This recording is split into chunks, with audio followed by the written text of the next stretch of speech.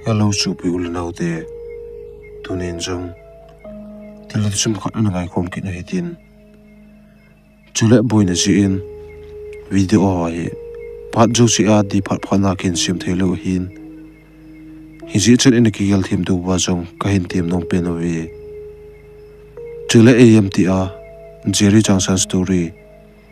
subscribe bol nai lu ni kha le subscribe the bol ding jong tim lange na ka hin ni chule tu ni at sim in ngai khom ki dingo a hi le jan bang ding na jong kan te lo thila tu sim an ngai khom ki no hi ti tun e hon jong thil dang se lo bin a story langa chun lutpan taw he ti ke hi ka hi le nu me ki bangin in chunga dinga alen per ki hi ji chun kanule kapa amlo phar hi le in chunga chun kasu pite chu kanum kompi ji in hi alang kana ka khosungoi hi le thinglang khosunga hin khosunga ka ki pu na pe na chu hi le to le tham hian thinglang na to hi hen changle mele hi ti chen mi pi chu na ki se khom ji un ke ho hi mi dang sang sang yen in chung gen te te jong ka hi un chule kanul ka pa hin sumle pailo na ding a hel hon lo ji in amanin kumsi a changle mim bola mele hlol hon ji chu amani ding in chule ki ho ding in ki wa na pen chu an hi in hi kanule ka pa he phat chi hele hapta alun zo hele amani hi kama agi hlon ji in zo goma om hlon ji in ke hin chu pi ni lele ka ne yin khat chu pasala hin khat chu no me hin kasu pi ti ni hi kanul ka pa om lo teng hele ken kan ve tum chi in kasu pi ti ni hi kanum khom pi ji in hi alang khana ke jong chapang ka hina lai chi in kumsom le kumsagi hobel hi khong hi chun kanul ka pan jong ni sia na to ngai bang hlon zo ka ma changle hi hen mele hi hen ni sia na kon khom hlon jin hi che chun ki ho kan ki ba ji un amanin jong ni khari ina ko mo ba sandi ki chol du o hin kanul ka pan jong ka kom ma chun boy jinglen nu tu ke ni hi gi do ding ka hi hlonin tuwa I chen nau jong hi ni chen nau so nai pun hi ji chun na nau te ni hi num khom pi ji in lang za le na ba do ji hi in khochunga ju kham so ba golong atam ji in ni ji chun nang hi na dong hoi lai ta namel hoi lai ta a hi ji in ching the in ni tin alang kan a jing ni khu a hin kanule ka phan jong zo gam chu an zol honin gi do ding in an ki pat do hlon tan ni danga kanule ka pa apo do nung hile khosunga ju kham ho ke ho ane hin a hun ji un jan ting le in kom la chen a chu ji un ke le kanau te chu ki chata in kan ji un hi aji chu ke hi kania wa patna nu me ke hi ji tam zu kham bu sawa ho po po hi kan ki chi ji in akisen ki nu ka za zong le ina ai mo thila bin kan ji in hi ti chun ichin la ajun kanau te ni zong ai imu na chu pha na chun ken jong ka imu cha in amani ai imu la zo hin in sunga chun zanu nga chun bol the the ka bolin kendil ka ke ba en kendil ka ke ba a ken jong bol the the ka bol chai nu nga hin rum sung lang zo na imu la den ka di lai ta hin ke in kom ba kunin nu kham phat hi hong to win in kom ma chun ki sianin amazon hiti a kisian chu ke jong ka ki cha ji in ko ju ko bon tup chin in sunga ko men alang khana ju kam pa a kisian git le aba le le gin chu ko ngai ni hi le ke inu ba ko na ama aba do a ke in ko mu ada hla den chu ka nga le le jing in alang khana jan pungsom ho vi la hin ina a kisian sen pan jong ke in ko mu chu ada hla un in lang akizot nin in lang azot zo hian tunwang ki chol du tan di ki tin ki zong room sung lang chu ka nai phin room sung ko pha pha hin room sung a chun ka nau te ni ko ma ka ki jam hlan zan chu ki chol du ding ka tin hi le ka chi pe ta chun in ko chu pula la in a hong ka chu min ken zong zu kham ho hi te te ki nin ti ka tin tip chun chun ko e dem ti a in polanga khona apau git le a chalo again ko e hi he do ding ka ti ji chun kalup na muna ka tu cha khenin ko da hin chum kin chu ka nga hin e hi le chom kha chu hin ko da ke chup chu ong tip chenin ko da ke chup gun e tip zo zo hin ken jong kalup na a e mu la ki ding ka tin a hin la hi ti a i mu la den ka ti lai ta a hin in ko ma ko na chun mi khat pu te tu a hlai gin ta bang ka hin jan ken jong zu kham ho hi in ko ma hlai le owa a kham bal chi owa in na jong ki le lo wa hi ti a hi pai pai hin te tin ka gelin ken jong in ko ma hlai le gin ka za le ko da ka chup gin ka za ji ho chu zu kham mai hi dinga ka gin cha ji in ka ki cha wa nga chun ko chu ko bon thup chi chi in ka ki cha na chu all dom dom min alang khana ki jong hitia in ko ma mi hlai le legin le apu gin ka ngai jing lai hin mi hlai le legin ka za zong chom khat ju behin atip chenin ken jong ken dil ka ke ba a in chunga pung kita chu ka ave na hi le pung chu pung som le khat le ma khai ho chu an hatan pung som le khat le ma khai a hla pha na chun ke jong jingka ka thol lel ding ta ki het phanin zan hi mu la deng bo chu kai ngai tu tan ke jong zan chu mu la ding in ka ki chol do kun ka ki hlim hlim ta hi le het man lo chun kan i mu hlan ka i mu hla zo hin ka in ko no kilo a mi khat nen ko nen ngo ti kin ta bang ka hin za za en ke jong ka i mu na ku na chun kong king khangin ka kin kha kha chun in ko ki chu gin chu ko ngai ni hi le mi khanin ko di ngongin ati git ka za chu ka za tapun ko da ki chu gin bo chu ka zan alang khada ken jong hiti a ka ngai lai ta hin ko chu ha ki chu che che in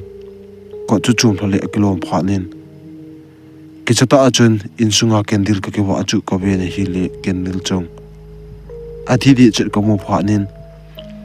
in chunga kendil kha chu kala pe be kinin kendil chu ka ba in kendil ka ki ba zuwin kendil chu ka ki ma nin ken jong room sunga ko na chun in sung lang ka zon phein in sung ko pha pha hin ko chu hon ting le hon lo din ka sai ka en polanga om chu zu kham ho a hedem ole ko a hedem ti bo jong kalung agimin kalung chu ke chol do thei tapun ken jong atha a hong ke be ki na hele tin ka nga en hi le ichipe ta achun kining lo ba hin ko chu hong ke beng ki nen ko ke be be chun ka kin to ka ki chat ji chun ken jong polanga hi koi nu maham tin ke chen to ka thu ni hi le hiti a ka ki chen to ka thu chin chun ko da ki chup chu a ke be le apu gin chu ong tip chinin ken jong a su tan ti ka tin ko chu khat be ka tin ka ga hong in hi le ko hon to ki tu chenin polanga chun koi mala kamapun koi ma kamalo phanin in kom la a in tul hobel chu ko bele le in mi la kamulo phanin ken jong ko chu kali kha kinin room sung lang zo ding kati lai ta hin ko chu kining lovin atha in hong ki bank ni hi le ke jong in ko ka khela ka kinung na room sung lang ka zo gu lai ta a ko hong ki bi chu ka kin wal chi in kum na ku na chun kendil chu kali hlalewin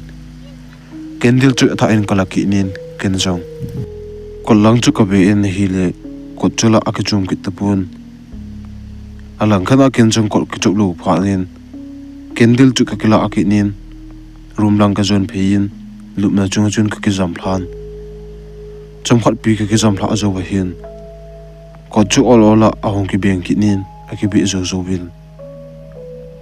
kapa su a kun hin nauling ko thi hin ho kalel wal jingi ti a hong ki sei ta bonga polonga kuna ka hin cha cha chun ken jong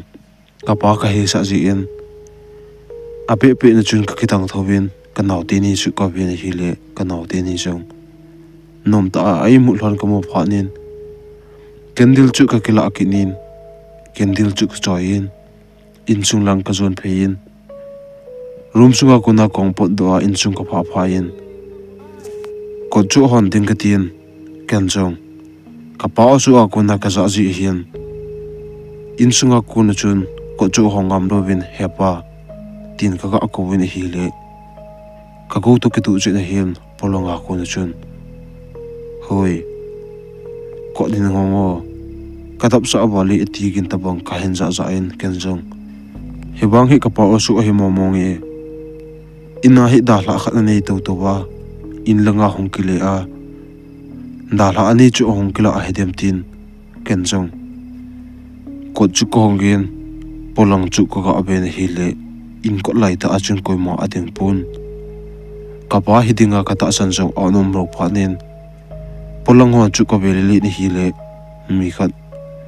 wom le lu na ka pa ta bang che khat sa lang sanga a chi to ko mu chun ken jong ka pa hi a hitem kin ku khon lu pha na ken sa ti la he zo pa pa hitem ka tian a pe pi in chun mi khat a chi pe na lang ka pa ta banga ka hi san lang chu ka del thon ken jong ka la ko na chun he pa tin ka ko to ka thu in hi le ka ma sang nga a chi pa jong a chi ngai banga chun king a di lovin lampi a chu a chi to to win hi le ken jong ko o hi a za lo he yam tin ata chun ka sam phakit nin adel to ka thun hiti a ka sa phana ka del to ka thu lai ta hian ka ma sanga a chi pa jong i chana ma pha ju ba hin mi pir ka lo bu chun amang in hi le ki jong mi pir ka lo wa aman man hin ka pa a hi dinga ka ta san lo pha nin ka ki cha to a pe pe na chun kum na ko nin ka hong ki le in lang chu ka hin del thon gala ko na in ka mu a chun ken jong in lang chu ka ga be na hi le in kot ki hong sa oma kot phung lai ta a ka noi ja ma nu adina ke na lang sa a hen bet na adin pe lai ta chu ko mu in ken jong ka naw nu chu LinkedIn ka sap to ka thu ni hi le chepet lai ta chun in ko na ka naw nu adina ke na lang sang a hin mu chu a ki chat mail pu panga chun ina ko na chun hong po do in nung lang ha chun ka naw nu chun all la a chi phei to thun ken jong ka naw nu apo do ka mu hin a pe na gang chela chun adel tu ka thu ni hi le ka del pe lai ta hin ka naw nu jong in tom langa a chi phei chu a ha che in tom a khel khela bangin li chun ka naw nu chu ko mu ta pu ne hi ken jong ka naw nu a zo na lang ka mu lo pha nin ka naw nu a chi na lang chu a pe na ka del lu thon in ning ka pha hen ken jong ka naw nu a zo na lang chu ka ve na hi le gammang sunga ka naw nu all alu chu ko mu en ke jong ka cha to a hi le ka naw nu chu asap to ka thon ka naw nu jong iti ka sap wanga chun ka zap chu a he lo bangin gammang sung lang chu a zo lu chi in ken jong ka naw nu in gammang sung lang a zo chi ka mo pha nen thilum dan ti the ka sa ta pon a pe na chun ka naw nu na lang a chi phe lang gammang sung lang chu ka del tho in hi le gammang sung ka hluna hin ka naw nu chu ko mo ta pon hi ka naw nu ka mo lo pha na hin ken jong gammang sung la a hi a chi a hi lo le amang hi si a hi dem tin kalunga chun ka gel khom la jingin a hin la hiti a ka gel khom lai ta a hian kamasang langa kun chun gammang sunga ka naw nu all la a chi phei chu ngala kuna ka hin mun ken jong ngala kuna ka mu chun ka naw nu chu amina ka sap tu ka thun anu nun chu kadel to ka thu i hi le kanau nun jong iti ka sapma ka ko ba adel to ka thu ba nga chun keilang ki tin ahung khei pun ka ko le amina ka sap chu aza lo bangin gamang sunga chun achi te te tha hi kenjung kanau nu hi apuya ham a hi lo le kanau nu ham a hi lo ham jong hechin lo bu chun kalungil amo banga chun kanau nu achi na lang chu kamo del del ta hi le kanau nu hi ti a ka del del langa chun gamang sung chu kalu chi chi in a khat langa gamang sung kalu chi chi zo hin kanau nu chun mun khat a hin pha a mun chang la a hin pha zo hin nang la sung khat na chun a thlairu pa pa yin kanau nu jong apan chu akimu ta pu na hi kanau nu nang sung la a thlairu na kamu lo pha nin ken jong nang sung la a thlairu na la chu a pe pe na ka del to ka thun nang noi la a lu na ka pha pha chun ken jong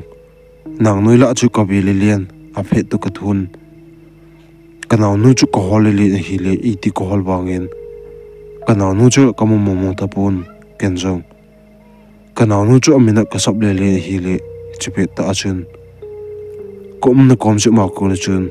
kanau nu asu a kunin hoi hilanga ko me hi chi koi ham tin ahong ka se ni hi le ken jong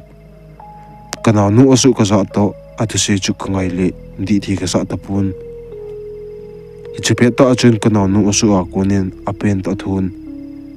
ka ki chawale ti a pen kin ka za in ken jong a pen kin ka za lang chu adel to ka thun a pen kin ka za la ho ka pha pha in gamang sung la amun mun chu ka bele le hi le kanau nu la ka mu chum pun ken jong hoya na kisel ham ipidinga gamang sunga jan so langa na chilut ham ipina hol ham ipina del ham tin ka dong ta na hi le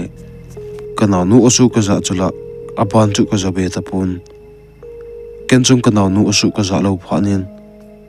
kalung ke la chun kanau nu a hi hi dem kanau nu a hi dem ti bu chun kalung ke la ki gelin alang kana kanau nu hi kama achi nom ji ji to tuwa ka del na lang sang kamang sung la a sunte naw pa to ki chu khom ji ho chu ka gel do in ken jong kanau nu hin kamang su azot he dem ti bu chu kalung ke la akilangin alang kana hi ti a ke jong kanau nu ko hol jing lai ta hian kanau nu la kamu chom ta pun kanau nu ko mu lo pha nen ke jong kanau nu hi pun ti tin kalung gela ke li ke kong ke gel han in langa ke le ding chu ka hen tin kum na ko chun in langa chun kong ki nu hin kong ki le in gamang sunga I chan ham kai pha zu hin ka ga la ko na mi khat adina ke na lang sak a hin vet wom le lu na ka hin mo mo chun ken jong kui momo a he diam tin all chun ki chata in mi khat ka mun lang chu ko hi he do ding ka ti ji chun kanai phe ta na hi le hitia kanai phe phe lai ta hin kama sang lunga ading pa jong adin na a ko na chun all a ke pa da in lang ka zot ding lam pi lang chun all a chi in hi le ken jong ko hi ke do nom to kanau nu kam mu lo to a hi ji chun ape pe na adel to ka thun kanau nu hi amat apui ma hi dem ti bo chu nu mai ka hi ji dam kalung kil akilangin kenjo kamasang langa achi pa chu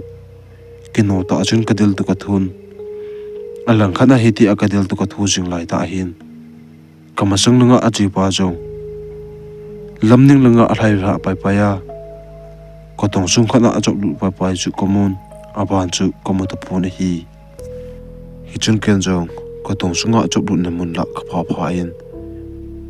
pasal pa chop su na lang chu ka be le len ko tong sung la chu ko be li le jong le koi ma la ka mu ta pun a kom la jong kana nu ko hol mo chu ko be le le jong le kana nu la ka mu chung ta pun ken jong kana nu hi na om he dem a zowa ka mu chu kana wa hi dem ti chun lung kham ta le kalung ka gel puma ki chata a kompel hai ta hin kian zo in hi kilung phol phol hen lang in sung hi ki be phol phol le azuba chi jong chu kana nu a hi di tem ti bo chu kulunga be dinin ke jong kumna akona chun ki chutim ta in lang chu kino ta in ka hendel thon alang khana in ka hlun hlun chun ken jong in chu ka abe na hi le in ko chu ki hong sa no min ken jong in ko ki hong sa ko mo en a pe pe na in chunga chun kal halu pa pa yin in chunga chun room chunga chun kal pa pa yin kanau te ni lup na chu ka be na hi le kanau te ni lup na ka be na chun kasu pinu lup na chun anum ta pu na hi ken jong kasu pinu ko mo lu pha nen kasu bi pa ko ma chun akai tu ka thu in aman jo ko hin hi na chun ke chu ben ken jong nu nu le am tin ka dong tar hi le kanau ban jong ku nu la atin ake jam no mun la cho be le len aman jong a o nu mo lo pha na chun ka ko ma heo ko nu ho ya chu ham tin hi hung dong len ke i hin do le le chun ken jong boy nu po do ne lo ham tin ka dong ki ni hi le kanau ban jong heo thakana ni mu sa hlona thakana ni umpi hi lo ham ko hoya chi ham ti dong le kinin ken jong kanau pa in achina a helo hi tin chu khin kin mo phanin kanau pa ko ma nang hilaya no min lang ken in sung hole polang hon an u ka bet le le ding hin hilaya ko na na po hi bi en tin kanau pa ko ma chun ka sei pi in ken jong in sung lang chu ka jon phein in sung la achun kanau no chu ko hole ni hi le in sung la en la kam ta pun in chunga ka mo lo phanin polanga ka pot pa in polang ho chu kanau no ko hole len amen jun ka sam le le in hi le kanau nun la e don mo mo ta pun kanau no ko mo lo phanin ke jong kalung kham to ka ki cha to alang khana kanau no ko mo chu ata aba hedem tin kalunga ka ki gel pu ma chun kati azu che che il ke jong kanau no ko mo lo phanin kalung kim na le ka ki cha na chu asang che che in hi ti chun kanau no ken jong ko mo lo phanin kanau no chu in sa in lang ho na lang chu ka chu le le in amin ka ko le le in hiti aka ko le le pha na chun ke in sa kin lang hon jong ka sap git le ka ko gin kanau no ko hol kin a he pha nun ama ho jong ai mut na ba ko nin hong tho do an ke na lang sak a hen jo nun ke ko ma chun ipina ti ham chubanga chu zan sot lunga na na nu ko le le ham tin i dongun ken jong kana nu ko hol mo dan chu ka sei pi in ama hon jong kana nu ko hol mo hi her phanun khosung vel jo se chu e hol hu un alang khana kana nu ko mun do zo lo phanun ama hon jong na na nu hi iti phana po do ham chule zana chu i mo a hilo le ni mut ka awa po ham ti dongun ken jong zana ka thil tu ho chu ka sei pi in khosung pi te ko ma chun ka kile langa in ko na adina ngam mangsunga a thaila pa pa ya aban ka mu lo dan le tu chana ka hol mo dan ngam mangsung la azong kana nu asu ka za to ngam mangsung la aba le le anung ka zui thu ho chu ka sei pi in ama hon jong thilum dan chu gel khom khomon a hi le thilum dan di thi sa ta pun hi chun ama hon jong tun mi ilhom je mon mi them khat ko khom be o hitin tu a na zot lang na mu na lang le na zui na lang chu de lo hitin a pe pe na za noin holu hiti chuti hi lo le phal hi ki sang the u hin hi ji chun tu na pe pe na zui hiti tin mi them khat chu ong ka khom be un ama ho zo ki ko khomon in sa en lang ho le ko sum pe te chun meisel ka kidet nun kana nu na zot na lang le kana nu chu pe na lang kamu a ka zui na lang chu kei hon chong ape pe na kadel lu nun ka hin holun nangla sung la a lu na la kamun la chu ka sei pi in nangla kom la ho le nang sung la ho chu ka be li un a hin la kanaw nu him chu ko ma zo ta po bu ni hi chun ken jong mi khat ko tong sunga a chop lu na le ko tong sunga mi ko mu lu dan ho ko sung mi pe ti a ching thei ju chu ka sei pi in hi le ama hon jong hilai ko tung sung na lang chu zon pe hui tin a kom zit la chu be le hi ti tin ki hon jong a pe pe na chun ko tung na lang chu kanai phiun noi sel chu ke dit nun ko tung na ka pa on ko tung sung chu ka be un hi le kanaw nu ko tung sunga ko helo wa ake zama thi di a ki sa bonga amit kang ale thado di edu a ata asa jong ki thing det du na akang banga om chu komu un ki hon jong ata sa chu ka thamun hi le kanaw nu ata sa chu ata di du in apum chinga chun akang den hi chun ki hon jong kanaw nu chu ko pom thobun amai alu